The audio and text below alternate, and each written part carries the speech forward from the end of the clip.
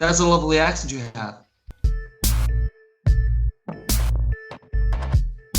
Hello, everybody. It's Real Shade here again. It's, here we are. We're on YouTube and Twitch this week. What a fabulous change of circumstance. Thanks very much for joining us. We're here once again this Sunday, as most every Sunday, talking about movies, bullshitting about movies, ranting and criticizing good movies that people have long held dear for many years, destroying them in one mighty swoop. And I hope you are here to join us, to comment and to join in the love of maybe some of the movies. This week, we will be reviewing the time-honored classic of Dumb and Dumber. It was Darren's pick this week. Yes, it was. Amen to that. And if you couldn't tell. Yeah. Well, he's in the regalia, the Dumb and Dumber regalia. So yeah, if you don't know, we're Real Shade. We're on episode 11. My name is Jamie. That's Darren over there in the orange. There's Derry up there in the top left-hand side. And then in the middle, that's a past video of Derry. Raise your hands, Derry, so everybody can... Whoa, look! There's three of our hands on the screen. Here's one I made earlier. Woo! So, check up in the middle of the screen for all the fabulous art that's going on. It's in the theme of Dumb and Dumber this week. So enjoy. I hope you enjoy the drawing as we prattle along tonight. So, Darren, your pick of Dumb and Dumber from 1994. I'm going to give a little bit of a read of the IMDb description, and then we'll get stuck in. Remember to subscribe, like, join, thumbs up, all of the good stuff on all of the social networks, and tell your friends. So, we're going to dive right in to a lovely little description of Dumb and Dumber from our friend IMDb. After a woman leaves a briefcase at an airport terminal, a dumb limo driver and his dumber friend set out on a hilarious cross-country trip to Aspen to return it. That's pretty good. That sums up the movie. Not too shabby, I would say. Did you say that was IMDb? It's IMDb, yeah. Okay, all right. But in fairness, before, but I would give it that. There's not too much to say. That's pretty much the movie, in fairness. And a long movie. Beautiful. A long movie. What, an hour and 47 minutes?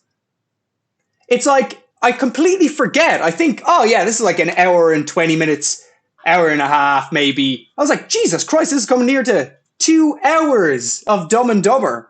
It feels like two separate movies. I don't know if you guys got that feeling. Like there was the first hour was literally the trip, and the second hour was like a whole other weird millionaires movie. So yeah, let's get stuck in. We'll give Darren the floor and just give us a little smidgen, a little taste of why you picked it this week, Darren. Right, before I do that, I'm just going to take a sup on my bowl of my loudmouth soup.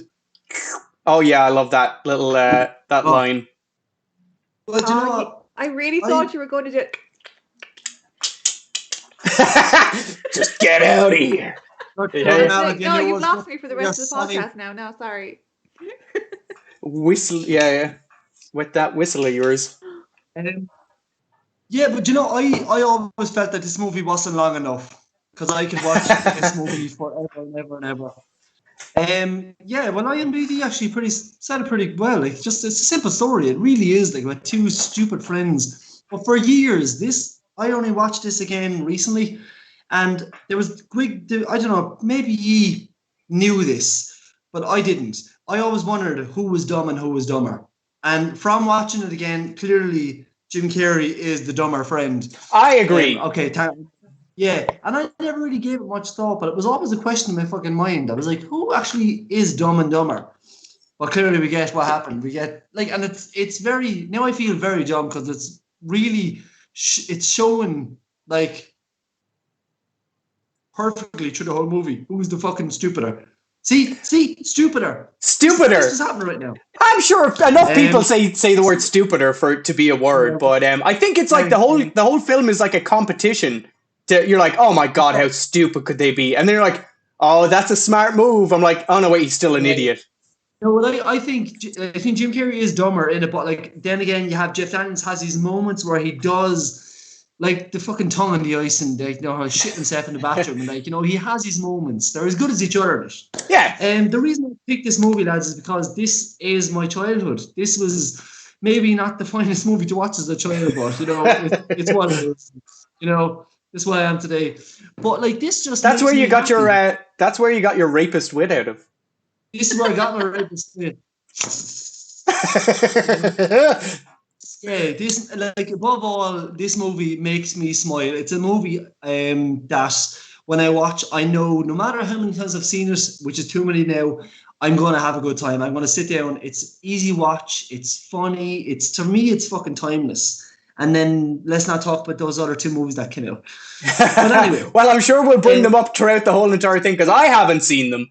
I've seen Dumb and Dumber. It's like one of those staples when you're like a teenager to see kind of a stupid comedy. Go on, sorry, go on. No, I was just about to say, like it's what go ahead. Go ahead. No, what I do is for my next 2 picks, I'll probably do. I shouldn't do it. Dumb and Dumber and then Dumb and Dumber 2. Just give me a look at her. I know. Fucking way am I ever going to do those movies. No, the reason I would pick this movie is because it's just fun and it's a great story, which, like, I know it's funny and blah, blah, blah, but it's actually a good story. It's a nicely told story. 2 amazing actors. Actually, no, sorry, most of the actors in this are fantastic actors. Great cast. It reminds me a lot of those Marx Brother films where you got a lot of straight actors. You got a lot of like proper actors. They're like acting as if they're in a drama, and then you got the 2 bumbling idiots walking around, and it just makes it a lot funnier because you just see them acting so stupid around these normal looking people. Yeah. Well, very, very little in this movie that the lads. Exactly what you just said there, Jamie. The lads are not basically. There's very little times that they're actually trying to get laughs. Like a lot of the jokes are told straight, and it's funnier that way. Like when he says, she says, "I wasn't paying enough attention to her. I don't know, something I wasn't listening to her." You know, like a lot of jokes that are told in it are told just so deadpan. That's why they're so funny. I agree. I think it's just the way that they're such a good actor or actors. It just comes across as. They're not trying to ham it up. Like I feel like a Seth Rogen or like a Steve Carell in this role or something like that, or like a Paul Rudd. They're really good at their jokes, but you know they'd be like, give it up. These are nice little one-liners, and some of it feels ad-lib, some of it doesn't. But I think just the chemistry between the 2 actors just makes it work so well. That's in Dumb and Dumber 2 and the prequel. That's what happens exactly through the whole movie. They're trying to get you to laugh. And it's not funny whatsoever.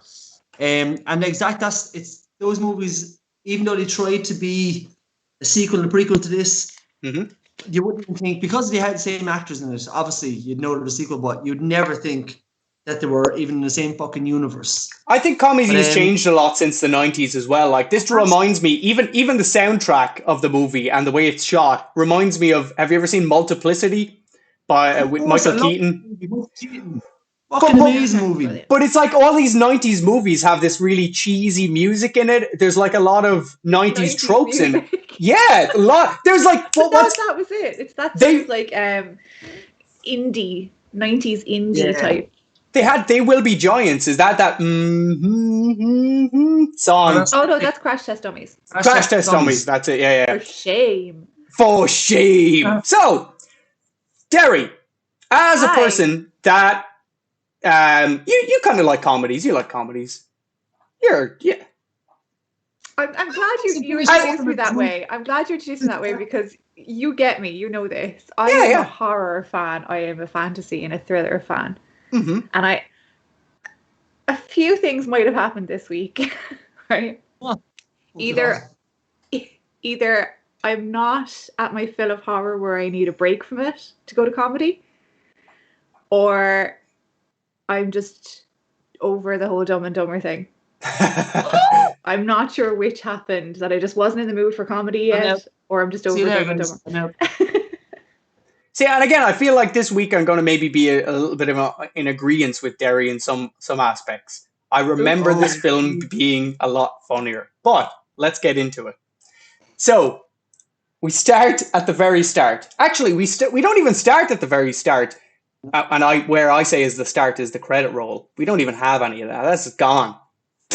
Credit roll. We have Jim Carrey driving down the road in a limousine.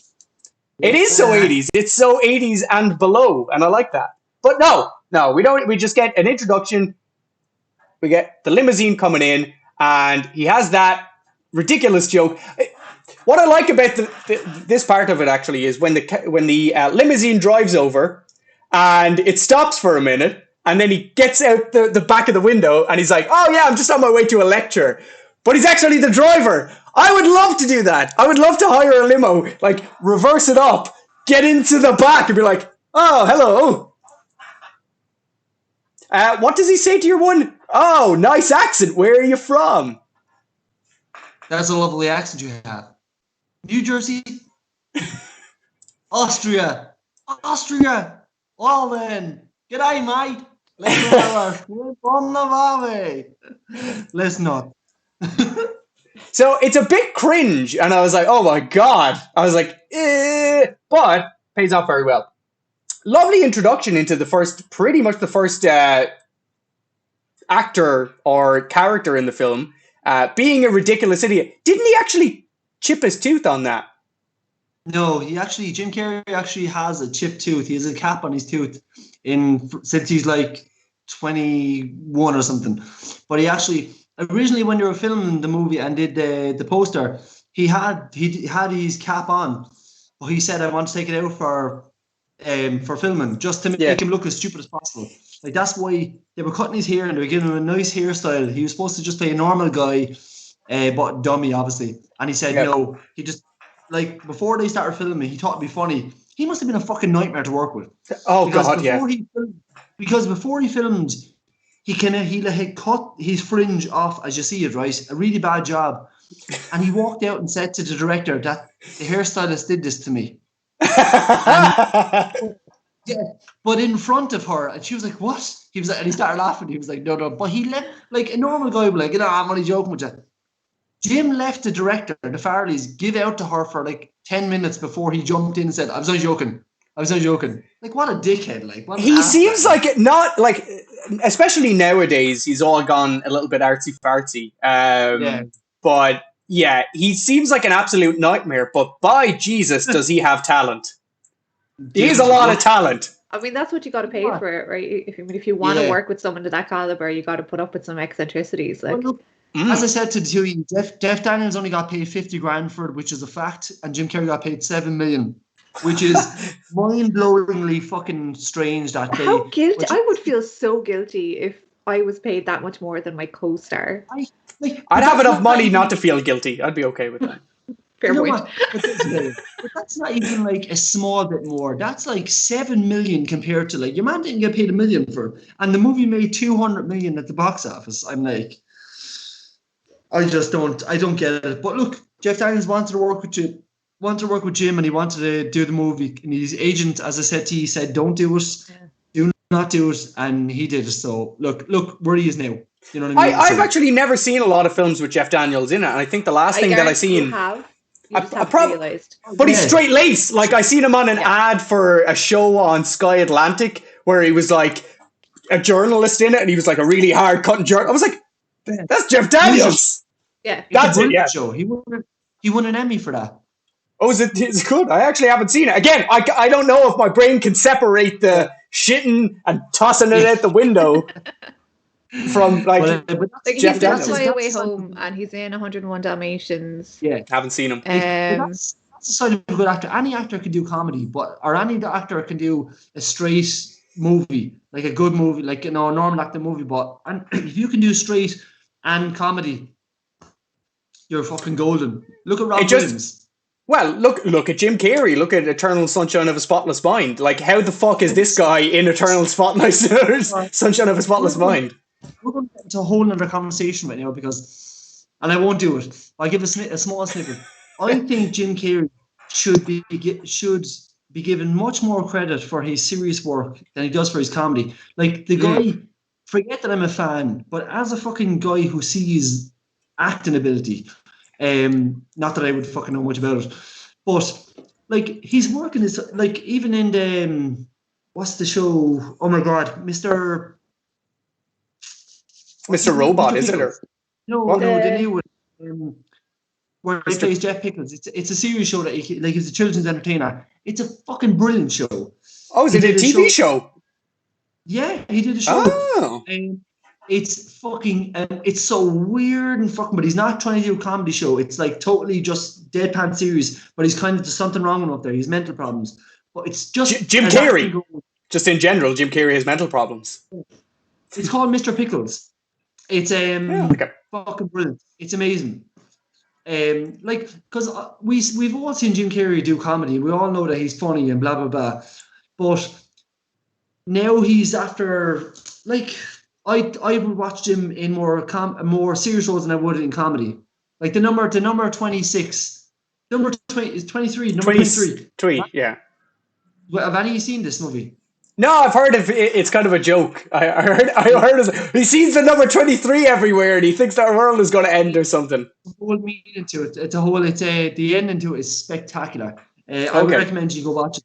You're not going to buy. I would recommend you. No, I actually will, because that's a film that kind of interests me. What was the film you were saying there, Derry, about Ryan? Is it Ryan Gosling stuck in a box? Ryan Reynolds. Ryan Reynolds. Yeah, stuck in a box. Buried the other night. What a fucking that movie gave me claustrophobia. Yeah, the camera angles and the way it's shot and everything is just fantastic.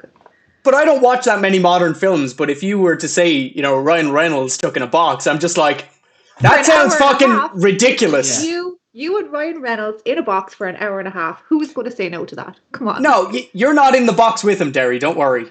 Oh, it feels like it. You just close your eyes and like, we're here together in the box. It's just us. Yeah. And there's Uma Thurman trying to get out. Yeah. No, I have to say, that's a good movie there. Buried. It's fucking great. Yeah. Fantastic. Any kind of a film, any kind of a film where it has a weird aspect to it, like The Lighthouse. That really kind of blew me away just with the concept of it, and then I watched it and I was like, there wasn't that much to that. But Dumb and Dumber and William H. Macy. I know. Willem Dafoe. Yeah. Willem Dafoe. Dafoe. My God. Black and white. Spider-Man. Hey, Peter. No, it's a really good film, and a lot of gay overtones in it. But it's artsy. You got to do that. It's like an artsy Brokeback Mountain. Oh my God, we both said at the same time. Come here. Do you know a little bit of trivia for you? You know the movie to Dumb and Dumber was, but it was coming out. You had to change it though. It was actually just. You ever see the picture of the two lads sitting on the park bench with the wet paint sign on the back of it? And they're looking up.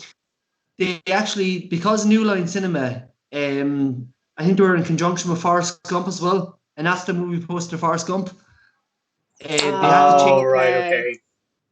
had to change it to this, what you see now. But in the original picture of this, Jim Carrey he has the cap on his tooth. He didn't take it out, and Jeff Daniels has like a big depressed look on his face, so it wasn't as funny. But everything is different. They were getting sued because they thought they ripped off the poster of Forrest Gump. Oh my God. They outsold Forrest Gump. They like destroyed it at the box office and everything. Really?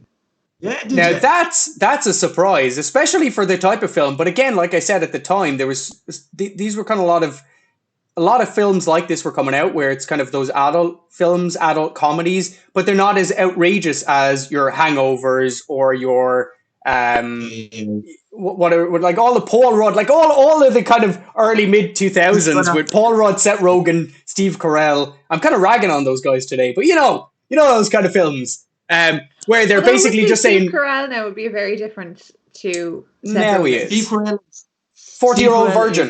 He's a very straight comedy actor. Yeah, he's the one of those guys again who can do straight acting and who can do comedy. But like, lads, if you ever want to find out how good Steve Carell is, check out his audition for Anchorman. Just check out his audition for it. And he said one line on the page they gave him. It's basically, the part where he's eating the burrito as he thinks it's a fucking burrito, but it's actually out of the trash bin. He's eating like cigarette butts. No, that's not that. You're thinking of Anchorman. That's what I'm saying to you. Oh, sorry, I thought you were talking about 40-year-old virgin. Sorry. He totally improvised that whole bit. Oh, right, and okay, yeah. That's how good of an actor. He's fucking amazing, Steve Credits. I love Steve Credits forever. He'll always be Yeah, good but to me, though. I guess he's a more straight laced. But I was talking about like your Seth Rogans and stuff like that, where it's just like pussy ass cunt. I smoke a load of weed. Whereas these are more kind of a little bit more tempered. Even Jim Carrey in this doesn't seem as animated as he would be in Ace Ventura or Yeah. even Liar Liar, when that's a very fairly straight film. Yeah. And I think maybe that could be why I wasn't too locked into it this time around. Like I felt like I found that because I like Jim Carrey and I like the overacting and the dramatic sort of comedy. Maybe this being a slapstick, but not being sort of in your face, over the top slapstick, it kind of left me in the middle somewhere. I think Ace Ventura is all about the whole. It's every move, because he said to the director before I started Ace Ventura, he said to a man, he walked on set and said, "Are you sure?" Your man said, "Yeah." He says, "Because it's commitment, baby." The man said, "Why?" But your man hadn't understood what he was saying, and your man wanted. I bet he learned pretty fast. He learned pretty fast. He learned pretty fast. But like, imagine, but I can't imagine Jim Carrey being like that in this, because Jeff Daniels would have been absolutely left in the shadows. Yeah. So I think they were like, "Please tone it down, Jim. Tone it down. Jeff is still there. He is another part of this film." No, I think Jim had to turn it up for Jeff Daniels, because if you look at certain scenes, even when they're eating the peppers, and Jeff Daniels goes fucking bananas, I think Jim has to match Jeff Daniels' energy in this, and that's like saying a lot. Like, I really think they're both as good as each other. I would never, I'm a big Jim Carrey fan, obviously, but I think I love them both equally in this movie. Love them both equally in the movie. I think they're I think they both shine. They don't shine each other out. I think they both have their own moments, and it's what makes a great movie, because they're both. It's like someone. It's like one person wrote the two parts. There was like two people writing the fucking two parts, but it's they're just perfectly written, the two parts. There's no. I don't think Jim is funnier than Jeff, and Jeff is funnier than Jim. It's so well written that again they just feel like good friends from the get go. They just feel like they know each other years. Again, we don't need Dumb and Dumberer to explain why they're friends and everything. I think they're well acted out, and they're not even two-dimensional characters, because I think you're expecting them to be idiots and don't have a lot of stuff going on there. So that's kind of thrown to the wind for the most of the film. But like Darry said, I was kind of, again, just from thinking about Jim Carrey movies, I was like, okay, I'm in for a Jim Carrey movie here, and I was like, oh wow, I forgot how, in my opinion, he was a little bit relaxed. Jeff Daniels, like you said, was a little bit more bumped up, because now he's actually like a straight-laced actor. So when we get over to Jeff Daniels, he's like in that they call it a sheepdog car. It looks like a Labrador to me, but that's just neither here nor there. He's giving out the sandwiches. I like his introduction a lot more. I like Jeff Daniels' introduction a lot more. I actually prefer Jeff Daniels in this movie a little bit more than I do Jim Carrey. Yeah. See, they put Jeff Daniels in because they wrote him into the. They basically exactly what everyone thought. They thought Jeff Daniels Jim Carrey was going to outshine him, and they said it. And they said it to Jeff. They're like, "We want to amp your character up more. We want to give you the mad hair. They want to give you the mad hairstyle. They want to tell you this." And they were like, and then they were thinking of him as the actor that he is. That he's like a proper actor. And they're like, then they had changed the whole script to where he wasn't as funny and blah blah. He said, "No. You need to do whatever you want. Do whatever you want." So that's why he ended up in the dog outfit, and when he kept doing this to his hair and stuff, because he just wanted to, like he said, when you give me a straight-laced part where you don't make it as funny, he goes, make it as funny as you want, make me as stupid as you want to make me. He was, and that's what I give credit, because he really just wanted to fucking go all out for this movie. But like, credit to the Farrelly brothers, they were, I think it's shitty on the Farrelly brothers that they were taught that Jim was going to outshine him. They didn't fully. It's not unreasonable. This is like the height of Jim Carrey, when he's literally shoving himself off of fucking walls and jumping around the place, being crazy. Yeah, but they wanted Jim, and Jim was basically who they wanted for this movie the very first time, who was originally cast in the movie. Well, who was asked was Gary Oldman, Nicolas Cage. It would have been a whole different movie. Yeah. Gary Oldman and Nicolas Cage. Oh my And- God, what a horrible film. Yeah. And the movie was going to be called What Not to Do with Power Tools. And then it was also I like the changed- title though. I prefer that title. Yeah, but it was also changed to Dusk to Dusk. It was supposed to be about two guys who work in a funeral home. That's what basically the premise of the whole first movie was. And then obviously change to Dumb and Dumber to the movie we love now. Oh, well, I like that little tidbit there, Darren. Very nice. I got Our introduction is fairly quick. We get your two characters pretty much straightforward. You get your 90s credit roll in all its colorful glory. And we're pretty much into the premise of the film. So what? Jim Carrey is Lloyd is a limousine driver, and he's going to pick up this lovely lady at this big fancy house and instantly falls in love with her. And that's pretty much the plot of the film, ladies and gentlemen. That's pretty much everything you need to know about, like, the whole reasoning behind anything. True. Like, they travel 2,000 miles for this lady he meets for like 15, 20 minutes, maybe half an hour during the trip. He's bringing her to the airport, and he asks her, "Why what is traveling somewhere? Why are you going to the airport? You flying somewhere? Flying somewhere? Yes." How'd you know? I saw your airline ticket, and when I saw the luggage, I put two together. He's like turning around. Actually, there's a really good part in that when he turns around and he's talking to her, and there's like cars, woo! But when it turns back to your one, there's like a huge explosion in the background. It's like this big massive like fireball that basically gets created. I'm like, okay, that was pretty good. There's a thing here that they always used to do in movies that it used to drive me crazy. They've gotten better at not doing it, but it's this. Oh, that thing. No one drives like that, and if you did, you would be arrested. Yeah. Like, your car would. What you were watching, what movie, what TV show, 90s especially, they drove like this. Like, we want to see some more animation in your hands. Pretend you're driving. Like, it's gotten much better, but that was a big pet peeve of mine with older movies. The fake driving, effectively. Yeah. They have a little bit of an intimate moment in the terminal of the airport, and creepy hugging. Very creepy hugging. But she's totally fine with this. She's completely fine. She's like fine with it. She looks horrified.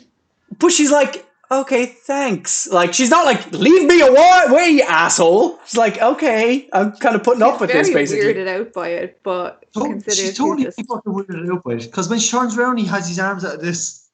How about a hug? I hate goodbyes. So, I hate goodbyes.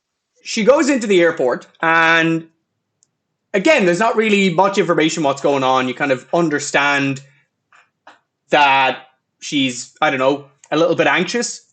She drops down the suitcase. Just before that, you see two bad guys, a big Italian man and like a kind of a Latino lady. I don't know where she would be. Maybe, I don't know, Dominican Republic. I can better guess. Karen Duffy.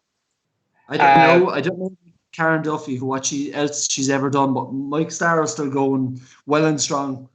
Yeah, he's really good. Actually, I've seen a film with him in recently, Cabin Boy, and he plays a giant with a suit.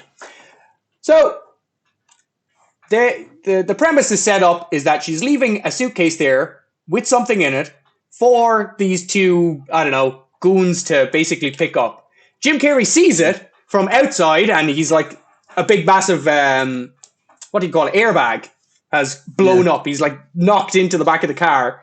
And he decides to swoop in at the last moment and get the briefcase. Yeah, that's pretty cool. But then he starts trying to eat it when he fucking sees that she's after leaving it there. Well, my favorite part is when he starts running in and he goes, "Don't worry, I'm a limo driver." And he goes, "No, sorry, you can't go in there." And then he basically just goes, "Oh!" out the terminal, out the little kind of exit for The the bit I like train. is after that when I think does he ring Harry after that? Or wait, hang on, which is Harry and which is Lloyd? I don't even know anymore. Lloyd is Jim Carrey. When he rings, he goes, "Yeah, I fell off again." You're like, no, again? How many times have you done this? Yeah, that's when Jetway. they basically make their way back to the house and they're like living in this slum place. And then he says, "Oh, I fell off it again." I'm like, how often does that happen? And why didn't you see the big massive no plane there? It just reminds me of like that Family Guy thing at Quagmire, and he's like, "Hello, 911. Yeah, it's stuck in the window again." Obviously, this is a very common occurrence. So we get there. You know, like they didn't even. They're so oblivious that when Harry pulls up in the van and Lloyd pulls up in taxi, and they only when they get to where the screenshot is now, they notice each other. They don't even notice each other when they're walking up. He's like, "Oh, hi Harry, hi Lloyd, how you doing?" Fell off the gangway again today. Yeah. The two goons are basically tailing Harry and Lloyd. They're like, "Okay, that briefcase is mine." You see their crappy apartment, and then they have a bit of a discussion. Like basically, they both get fired. What was it? Harry brings a dog, like his big dog car, with the dogs in it to a pageant for dogs, and they're all covered in mustard and everything. He was feeding them hot dogs because he wanted to make sure that they were properly fed before they were shown off or whatever. Good citizen. Yeah. And he paid them, he clips them, and he sells them. But you might want to run a comb through them. So we get into the house, and so Jim Carrey basically is like, "Yeah, I got fired," and then Harry's like, "Yeah, I got fired." It's like, "Wow, you're a real loser, aren't you, Harry?" They always freak out when you leave the scene of an accident. So they get my job too. Man, you're one pathetic loser, aren't you? I'm gonna quote the whole fucking movie. Sorry. Do it. I didn't include it in the subtitles. I knew you'd have it straight away anyway. So there's a knock. There's a knock on the door. And what does he turn around and go, "Harry, did you pay the gas bill?" Do you no. realize what you've done? There's two of them out there. One of them has a gun. Yeah. So they escape. And again, it's like done really quickly. It's a fairly quick entrance into the whole plot of the film. That effectively gets them out of the hotel for the goons to come in and kill the bird, the little budgie. Petey. Oh, Petey. Gets his head ripped off. And then later on, Jeff is like, "Petey's dead. He was old. His head fell off." There's an uncut version of this where you see this. It's weird. There's three versions I've seen. The version that's normal where you don't see it and it cuts straight to the lads. The version which is like uncut. I've seen two uncut versions. One is where you see him snap the neck, and then another when you hear him snap the neck, you just see the girl Karen Duffy, JP Shea's reaction to that. She just looks like snapping. But you do see him snap the boy's neck in one of the versions. I'm after watching, which is fucking terrible. Which is awful. Yeah, I was like, oh my god. And that's a call. Like later on, when the snow owl gets shot, they're like, we killed their bird, and of course they wanted to show revenge. I was like, what the fuck? Fucking brilliant. Giving motives to these people. Killed their birds. So they escape. So they escape the apartment and try and look for jobs effectively. Yeah. But they can't because they're all 40-hour work weeks. Yeah. Just get the bare essentials. That's the last of her dough. What do I look like? Gets robbed by a little old lady. Set up for later on though, to show that they have absolutely zero money management. So if they get the money that's in the case, it's very obvious. You should know from that scene that they're going to go absolutely nuts with it. But they have all the best intentions in the world. That's all that matters. What did he buy? Like two cases of beer and some pinwheels and a giant cowboy hat. And glasses. And he tries to buy the Rhode Island slut. Are they just selling porn on the streets? I still don't understand how he done that with his fucking wallet. It was not even a magazine, it's a fucking paper. It's like a paper pornographic magazine thing. I don't fucking understand. It's like a newspaper of in the world of porn. What's it new in the world of porn today? Oh, So fuck. they escape, and they basically find out that the best thing that they could do is go to Aspen. They don't have any jobs. They don't have anything to look for. And Harry or Lloyd, Skipped over my favorite scene in the whole movie. See, this is why you have me here. That's why I have you here, What is Darren. the old woman? See, there he got. There he got robbed by a sweet old lady in a motorized cart, and he didn't even see it coming. I didn't even see it coming. I didn't even see it coming. But this to me is, again, I keep on about Jim Carrey being a good actor, and the bit where he's like over the window. And even when I seen this years ago, I thought it was great acting. Like how they can make it, like how he can almost start crying on cue. You know what I mean? But like again, that's the whole thing. He said, what's he say to him? I want to go where the beer flows like wine, where the women instinctively flock like the salmon at Capistrano. I'm talking about a little place called Aspen. I don't know, Lloyd. The French are assholes. Where does he think it is? California? Where the hell is Aspen? Colorado? It's the Rocky Mountains. The Rocky That would be Mountains. Colorado, wouldn't it? Yeah, Colorado. Yeah, it's in Colorado. Yeah, it's in Colorado. Yeah. Aspen. John Denver's. I just remember that Scrubs episode where they had an ass pen. Oh, yeah. Remember that pen that got stuck in that guy's ass, and then Turk gives it to what's her name? Ass pen. So they escape. They run away, and they unwittingly escape the goons that have come to basically kill them effectively, or like get the goons at this point think that Harry and Lloyd are like these smart like FBI agents or whatever, like they're in on it. Yeah, but it's written so well. Like even the little note they leave him is like, "Dear gas man, how the hell did they know that I got gas?" And they must have been following us for months. They gotta be pros. It's, as I said, the movie is so fucking cleverly written. It's brilliantly written. It's very well done, and what I like about it is it kind of keeps it quick, and there's not a whole lot of time spent like faffing about. Yeah. It's just on.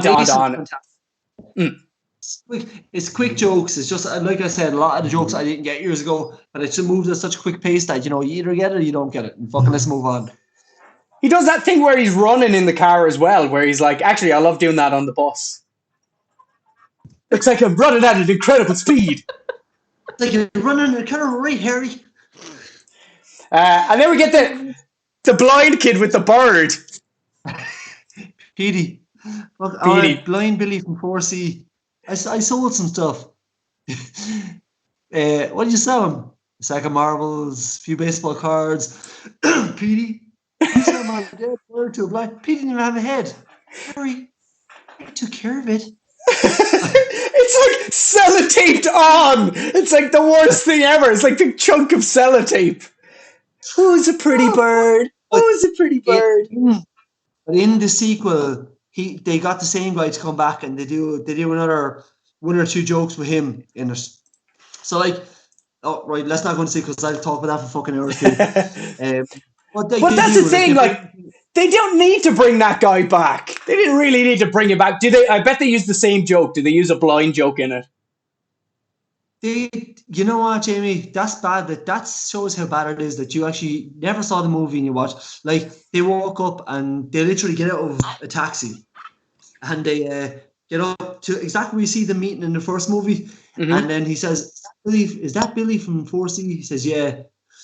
So your man says, so all of a sudden you don't see them, and you see him talking to the bird, and he's like doing an impression with the bird, and then they jump at him and they frighten the shit out of him, and it's like they do a lot of blind jokes. It's not even cleverly fucking written anymore. It's just bad. And any of you guys on Twitch watching this, any of you viewers are watching it and say to me that Dumb and Dumber 2 is good, shame on you. Shame. But that's the problem with bringing that film back. If you're not going to do something new, why the hell?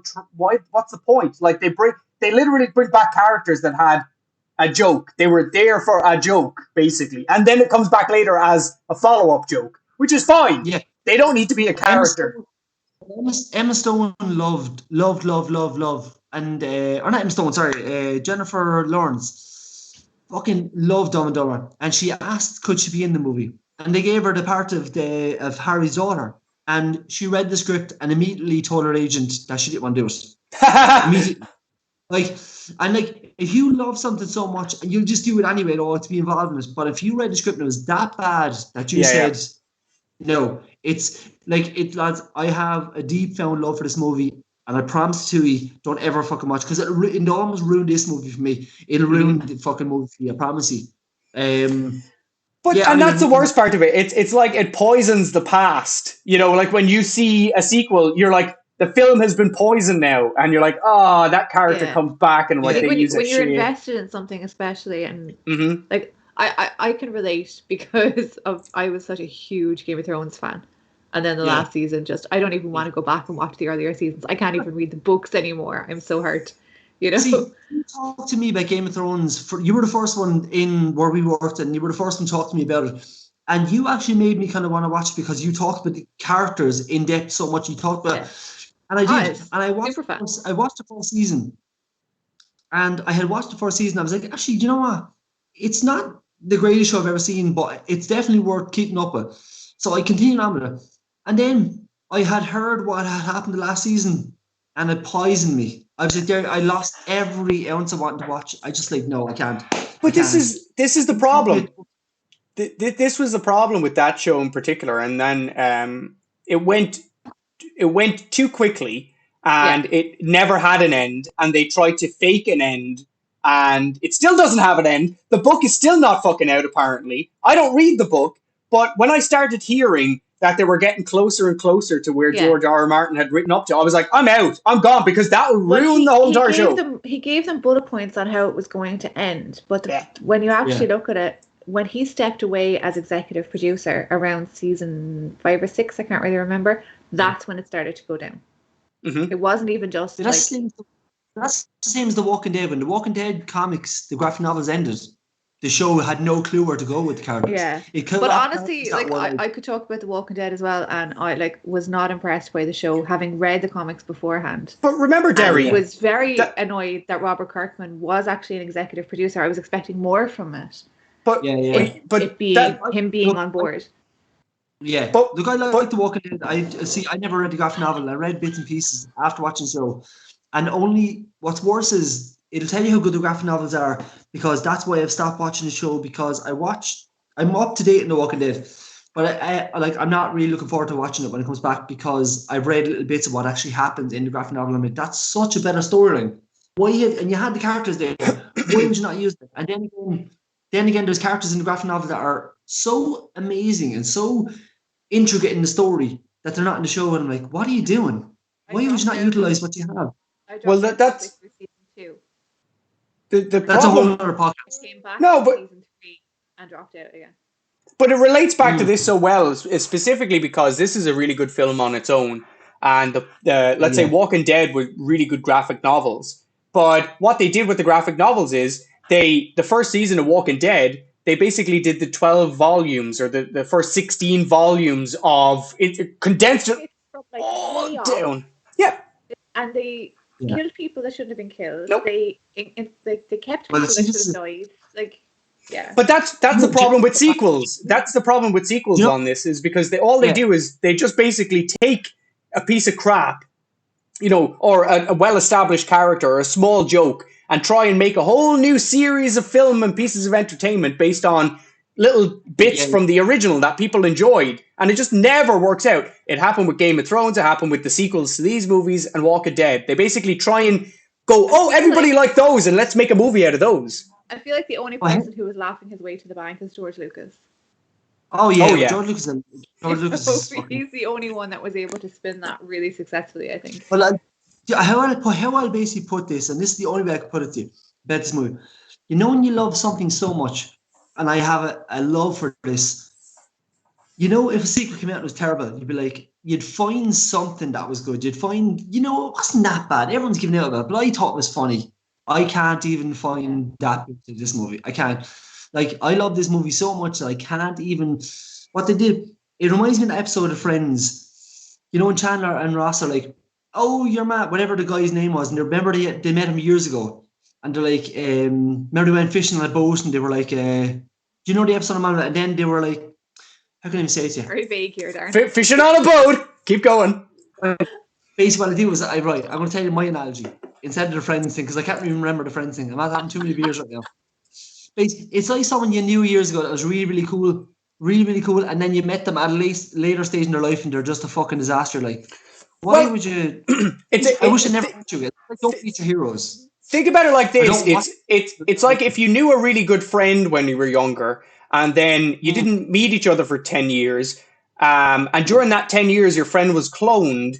And all they did was take some of the bits that you kind of well knew about them, but didn't actually bring any of the personality or their childhood or your memories, any of those things. I remember they used grown up and evolved as well. Oh, even as that.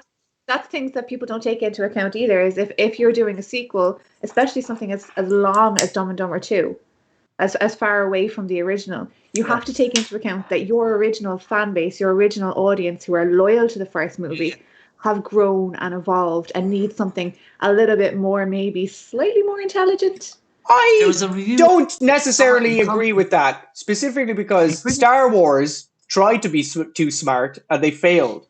I would have liked to look back and said, "Oh, I remember that. I remember the Star Wars, how Star Wars made me feel." Yeah. I didn't want Star Wars to say, "Hey, there's an AT-AT, and hey, look, there's a picture. Oh, look, there's a helmet from Darth Vader. Remember Darth Vader?" You're just like, no, I want to feel good. I don't want to just look at things. That made me feel good. There's a critic who wrote something like, he just simply said, and he said it in a fucking nutshell. He said, it's like this movie was made 2 years after Dumb and Dumber. And it was kept in a lockbox till Jim Carrey's career went down the shitter. That's what the jokes are from back then. And right. Like you said, the jokes need to evolve. They need to have that they need to have a hint of nostalgia about this movie, but also be an up-to-date story, not the same rehashed story. Yeah, maybe using the word intelligent was probably the wrong way to put it, but something that had like evolved and grown with the times a little bit more, instead of just being like that, a script that they picked up from 10 years ago and went, hey, let's go. Well, again, one of the big problems with it is... But they tried to do what they did last time. They had a script and they wrote it, and then they said to Jeff and Jim, right, I think they gave them like too much leeway. I think they were like, right, just a lot of the joke you can tell in the movie, the sequel, that we're not talking about it right now. You can tell about that like a lot of the jokes were just made up on the spot.